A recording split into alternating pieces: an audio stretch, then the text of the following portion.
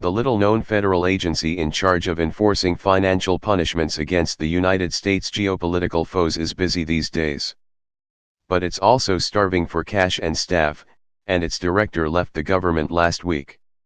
The Treasury Department's Office of Foreign Assets Control, OFAC, is formally tasked with enforcing American sanctions that target countries like Russia, North Korea, and Iran, all of which have been hit with tough economic penalties in recent months and years. But according to more than a dozen congressional aides, attorneys, and former employees, OFAC is operating short-handed at a critical juncture. One former OFAC employee described the agency as depleted. Another punch to the gut came on Friday when John Smith, who served as director for the past 3 years, left the agency. Recently, the division that oversees OFAC received a funding boost. A Treasury Department spokesman confirmed to the Daily Beast that the Terrorism and Financial Intelligence Unit received a $25 million increase in its 2018 budget, and an additional $17 million increase for 2019 is pending. But while the additional money was welcomed, not everyone is sure it will be sufficient in helping the agency tackle the immense responsibilities it is now being handed. The Trump administration is trying to squeeze North Korea as part of its maximum pressure campaign to get Kim Jong-un to negotiate over his country's nuclear program. It is also reportedly set to reject a waiver of sanctions against Iran for its nuclear program. And on top of that, Congress continues to pressure the administration to swiftly and aggressively implement mandatory sanctions against Russia that were passed and signed into law last year. This is a small agency with an enormous and politically significant mission that is surprisingly underfunded given how important its work is, and given how readily U.S. policymakers reach for sanctions as a tool for foreign policy, said Liz Rosenberg, a former senior advisor to the Treasury official responsible for economic sanctions across the entire U.S. government. The last 3 administrations have all focused on sanctions as a national security tool, but this one has really doubled down. Crafting a sanctions regime is a delicate and complex interagency process that involves the State Department and the intelligence community along with officials at Treasury and the White House.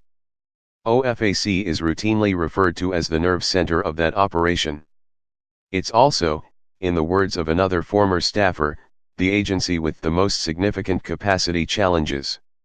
An individual with direct knowledge of the Treasury Department's sanctions enforcement process noted that OFAC reports often include transliterated phrases because very few employees speak languages such as Russian or Chinese, which are necessary for Russian and North Korean sanctions designations. Often, the prospective employees who speak those languages have spent time overseas and therefore have more foreign contacts, which makes it more difficult to get the proper security clearance required to work at OFAC. Adam M.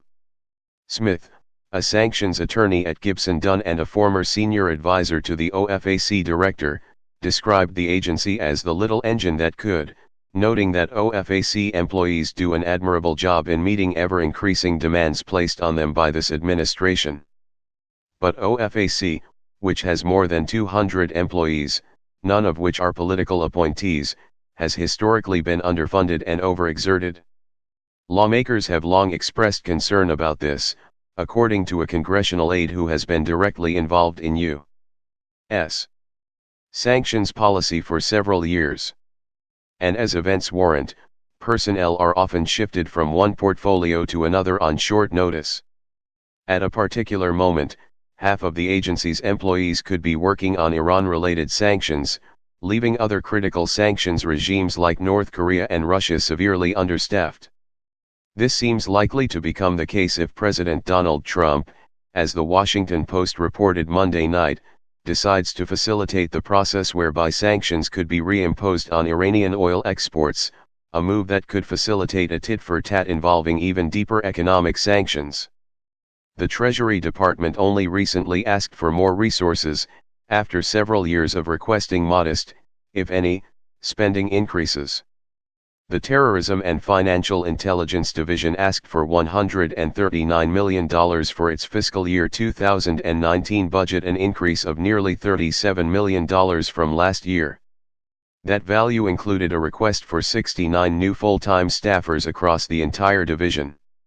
Of the total increase requested, $15.2 million is designated for North Korea sanctions alone. That's because even with the development of a new sanctions regime targeting Iran likely fast approaching, and Russia remaining on OFAC's radar, North Korea is the most pressing diplomatic challenge for the administration. The White House has argued that Kim's apparent willingness to negotiate over his nuclear program can be attributed directly to the administration's maximum pressure campaign, which has relied heavily on economic sanctions enforced by OFAC.